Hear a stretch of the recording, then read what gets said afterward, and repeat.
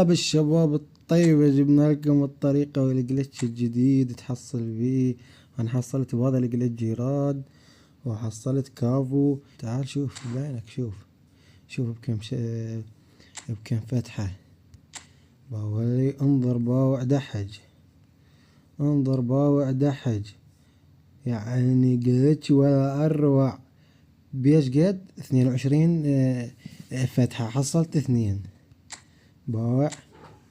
وجدت الكهرباء هاي بشهادة، يعني طلع لي كافو وورا مباشرة طلع لي جيراد. وباقي هسه عندي فتحة، خلي نفتحها. انا سويته اللي هاي مهمة حتى حصل الفتحة. باقي عندي فتحات هواي، فهاي الطريقة مضمونة 100% تحصل منها لاعب. اول شي شو تسوي؟ تدخل الشاهد اعلان. راح اقصه بالتصوير.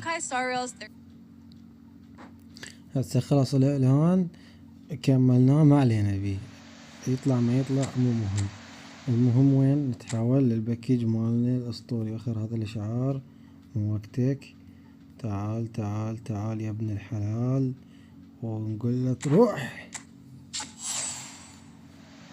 شرع عليه ايش لاعب.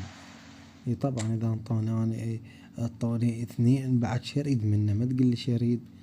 بعد عندي تقريبا باوع لي لا مو هنا معود، هنايا وطب هنايا باوع لي كم فتحة باقي لي. وين؟ لا بهذي 1 2 3 4 5 6 7 90% لازم هم حصل لي فد لاعب أولي.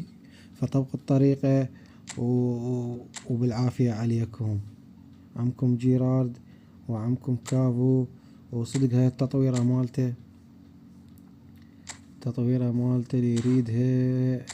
أردت أشوف لكم إحصائيات نسيت. هاي التطويرة مالته يعني ولا أروع. عندكم هذا كافو، وهذه هم التطويرة مالته.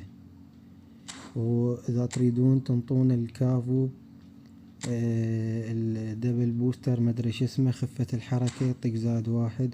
وجيرارد تنطيه الاسلوب، هم ينطق +1، يصير عندك 105، وهذا يصير عندك 103. وشكرا لكم، ونزل لكم مقطع الثاني إذا حصلنا لاعب جديد. اخرج.